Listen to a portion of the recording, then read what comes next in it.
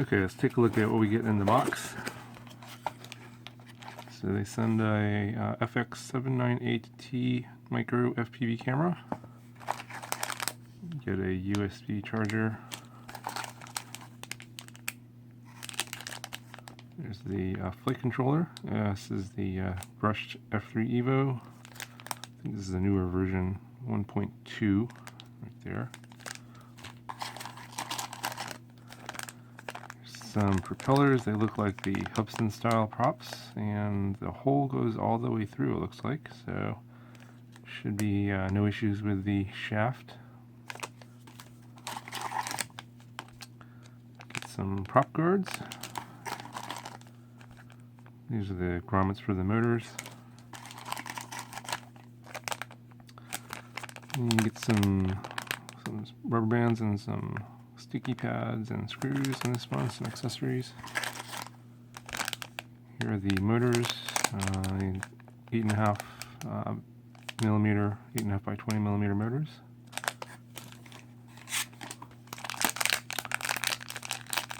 And this is the battery, 600 milliamp hour 1S.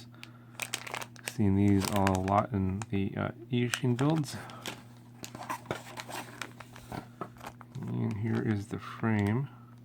It's an X-style frame. Got a prop remover, and I'm not sure what these are. Maybe landing feet here for these little spots. And so there's no instructions in the box. So I guess I'll have to figure out how to put this together as I go along, but it shouldn't be that hard.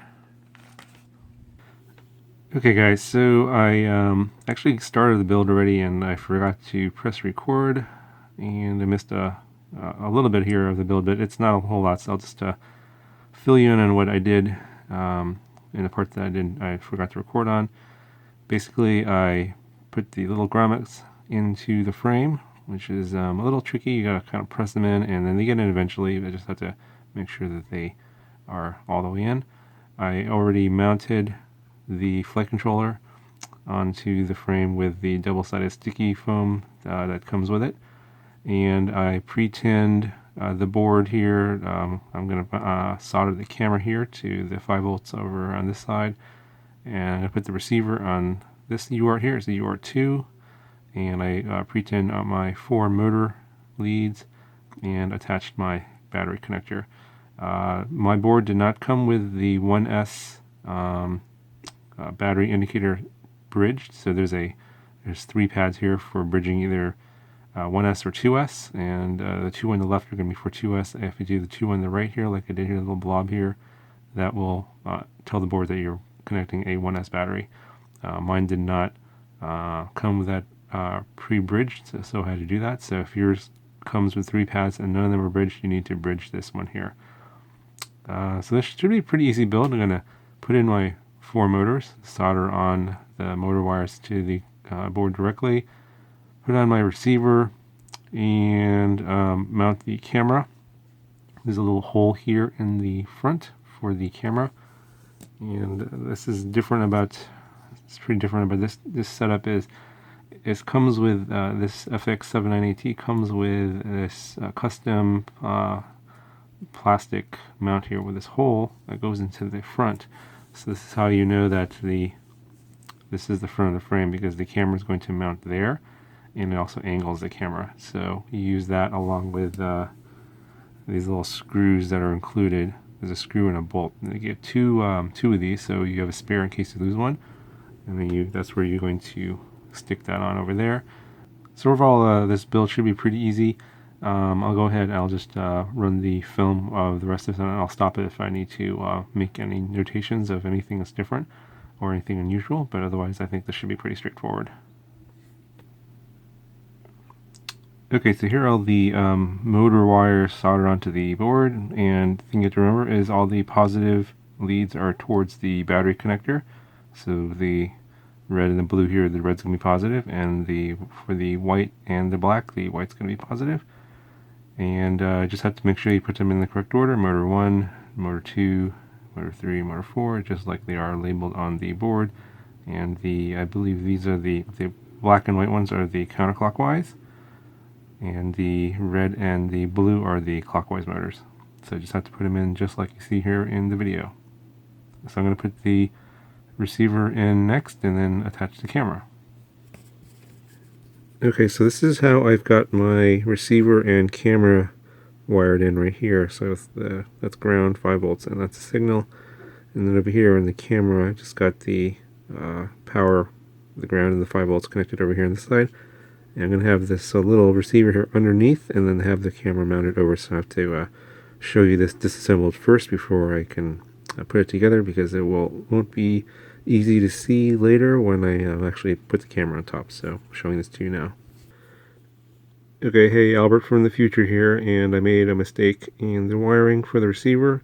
I thought that the receive pin was here. That's actually the transmit pin, and it should be on the end over here, the fourth one. That's the receive. So I think I made the same mistake on this the other CoretexRC build, where they're using these boards. They're slightly different from the ones from the eSheen QX90 series, where these are actually reversed. So just be aware for this build, the receive is going to be on this pin right here, on the fourth one, not the third one, which I had shown you just now. Back to the video. Okay, so here's what it looks like with the camera mounted. You can see the little screw there and the nut that goes underneath. And you can see the receiver is buried under the camera. I don't know if you guys can see that. It's kind of hard to see.